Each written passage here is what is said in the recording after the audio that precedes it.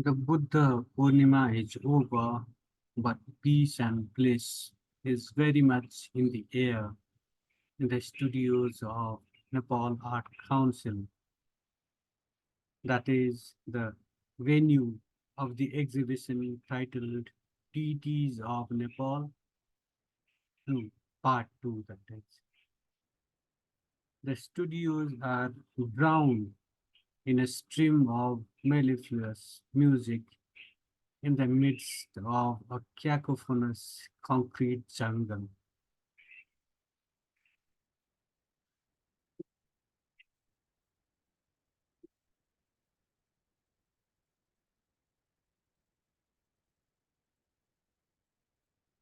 Next to a beautiful idol of Ganesh, that is the divine remover of obstacles, Chering Jongpo, Chering Ponjo Gurung's monastery.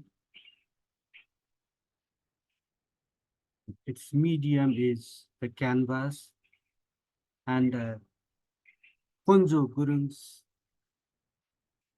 monastery, this towering structure, is adorned with colorful windows and prayer flags. This monastery appears to rise with the clouds of Mustang, unlike the modern day centers of faith, the centers of faith that rise on the lap of Mother Nature as if to touch the Father Sky itself, obscuring nature herself, particularly one of her finest creations, that is the lush green woods.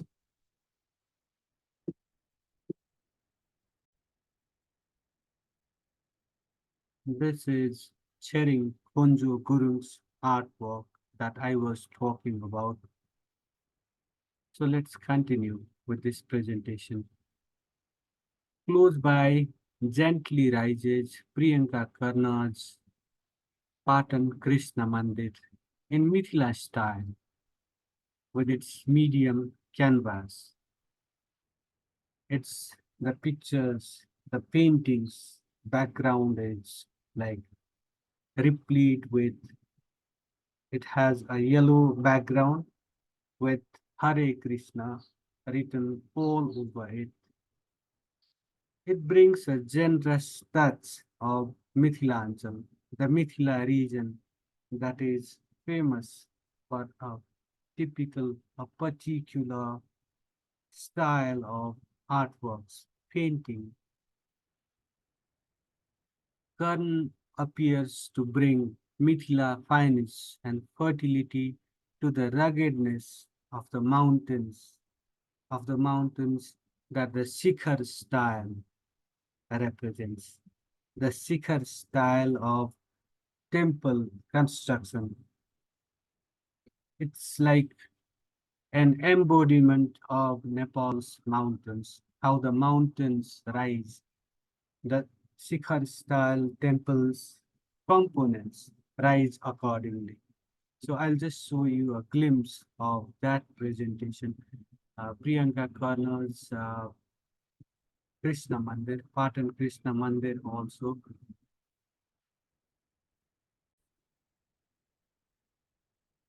This is Priyanka Karna's artwork on display at that exhibition with all its Mithila grandeur and glory. Let me continue. Then comes a large canvas titled Snapshot of Lalitpur's Heritage. Its medium is acrylic and oil color. It's Raju Chitrakar's artwork.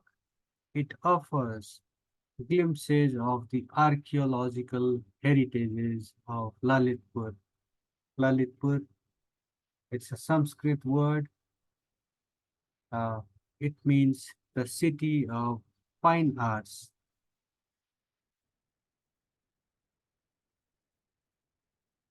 In a background of Ashtamangal, that is eight auspicious symbols Raju Chitrakar presents in broad strokes shrines and the presiding deities of those shrines based in Lalitpur district.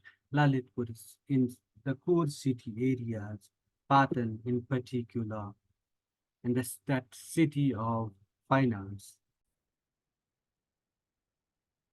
Among other heritages, this canvas sports the Kumari chain, the house, the palace where the Kumari, the living goddess, lives, and then the living goddess. That is the pattern. There is this abode of the deities and the presiding deity. Raju Chitrakar's artwork features some of the heritages, important heritages of Lalitpur, that is the city of fine arts.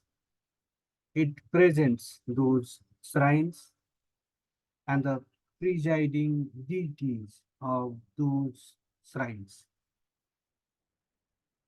It shows Matsyendranath and his abode in Patan, Sakyamuni Buddha in his lotus posture and his stupas at Lagan Khel and Pulchok. Gushing with water, traditional stone spouts of the Kathmandu Valley come to life in Rabita Kishi's artwork. It is part of Ha Dhara series. Dhara are water spouts. It is rare to find water gushing through those spouts these days thanks to this uncontrolled urbanization. While a plastic vessel is quenching thirst, another eagerly awaits, symbolizing perhaps a parched urban jungle's eternal quest and thirst for water. Let me show you the picture as well.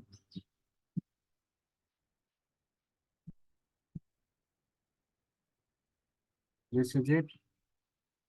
It's a beautiful picture. Why don't you just go and visit this exhibition? Uh, it will be on until June 10, 2024. 2024. That means you have plenty of time.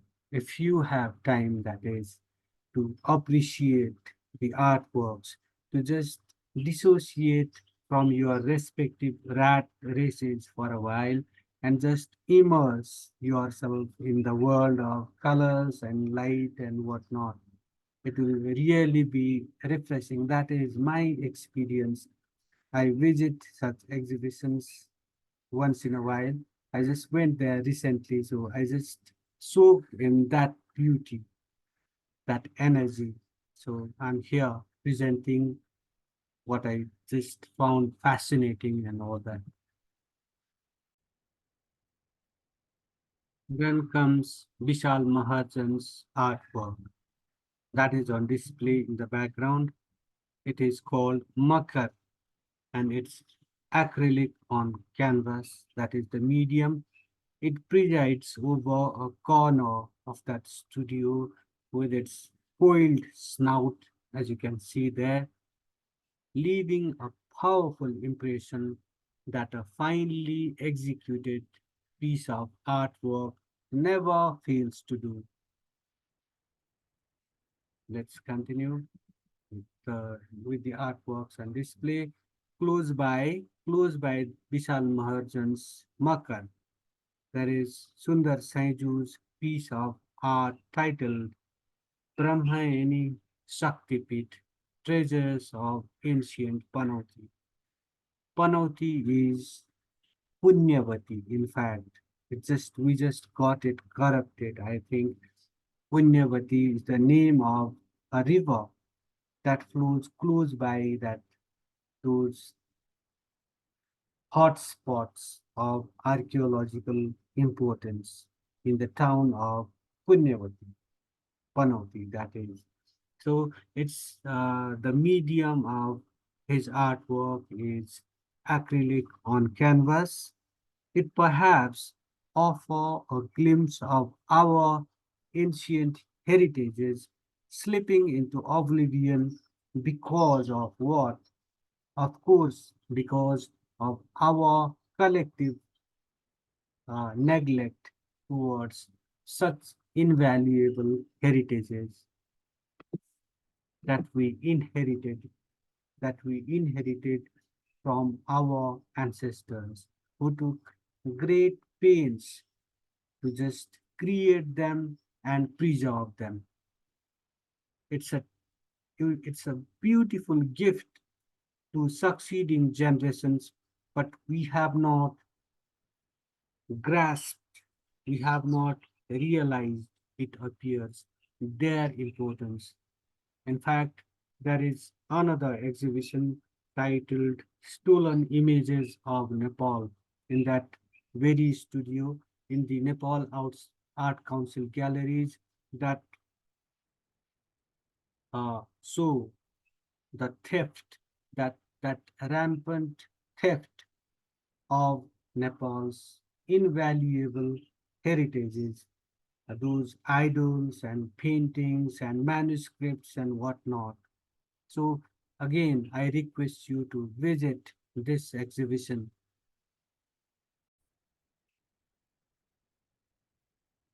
Mixed perhaps with the artist's sad mood at a poor state of affairs vis-a-vis the preservation of our history, our collective history. It seeks to send a powerful message to the rich and the powerful who would indeed do well to wake up before it's too late. Then comes Jyoti Prakash's 108 Ganesh mixed media, which stands out both in terms of size and price. The remover of obstacles, by the way, has a formidable presence also in the form of Sushma Rajbhandari's Ashok Vinayak, that is in acrylic color, one of Kathmandu Valley's four principal Vinayakas. Vinayaks are manifestations of Ganesh. Ganesh is the remover of obstacles.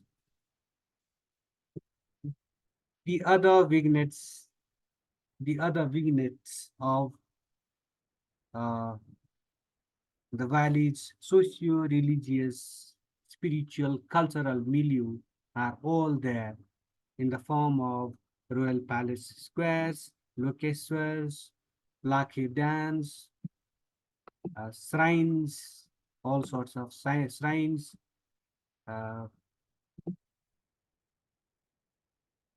shrines in the midst of busy thoroughfares and ancient temples bathed in modern street lights.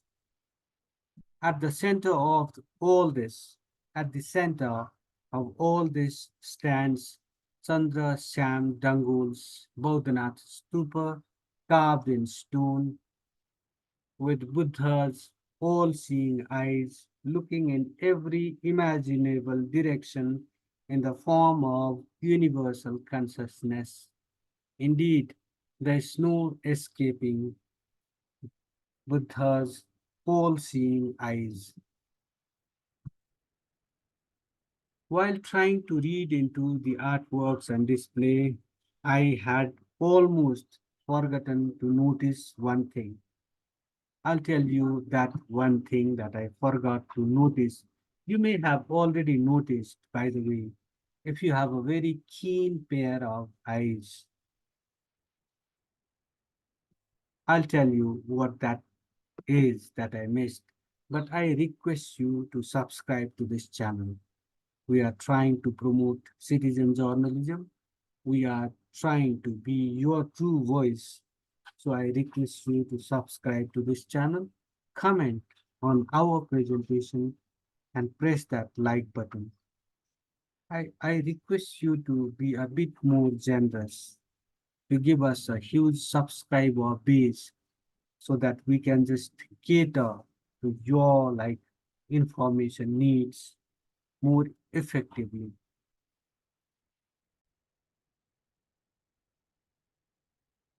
While trying to read into the artworks on display, what I was doing was I was trying to just uh, read what they meant, like you have to read artworks also. I'm the uninitiated one. So, like, I was trying really hard to figure out what these artworks meant. So, I forgot to notice that the gallery wall was displaying what appeared like a complex web of nerves. You can see those like a complex network of this some nerve-like things in the background. I was already quite tired, and chances of me getting lost into that web, that intricate web of what looked like nerves, was pretty high. The chances were pretty high. Then and there came Amish Joshi. He is an amicable guide there at the gallery, and he is a BFA, that is a Bachelor in Fine Arts, BFA first year student, showing the way through wide and narrow roads and alleyways of the valley. Joshiji explained to me that this web of nerves was, in fact, the interwoven network of roads connecting the valley itself, and the idea behind this exhibition was to offer what? To offer to people the glimpses of the valley's architectural heritages, including the major shrines located along those arteries. It was a fascinating idea. It is a fascinating idea, isn't it? It's like you can have a pilgrimage in the studio itself. If you cannot, if you are juggling, then you can just have a break, take a break, and just roam around the studio to just have a darshan of those major shrines, those architectural, those priceless architectural heritages. Only then did I come to know the reason behind my exhaustion. An hour long, almost marathon visit of major heritages in the valley had taken its toll, leaving me with no energy to move further. After catching a breath, as I hit the road again, as I headed home, the sweet music from the art studio drowned, and a bit of cacophony prevailed, making me wonder how on earth, how on earth these artists find the peace of mind required to create works of such fascinating works of art in the midst of this chaos. One more thing occurred in my mind. A piece of art is simply invaluable, isn't it? And Nepal is home to art lovers. These art lovers have high regard for artists and their works of art. Still, there are elements around the world. You may have just read the news, heard it, or something like that. There are elements around the world who even seek to desecrate works of art. Nepal's art fraternity, including artists, art studios, and the relevant government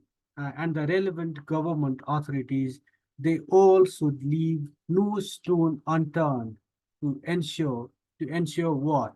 To ensure the safety and security of these artworks, these priceless heritages. Theft, as I just told you, indicated, as I told you in this presentation, the theft of Nepal's heritages is rampant.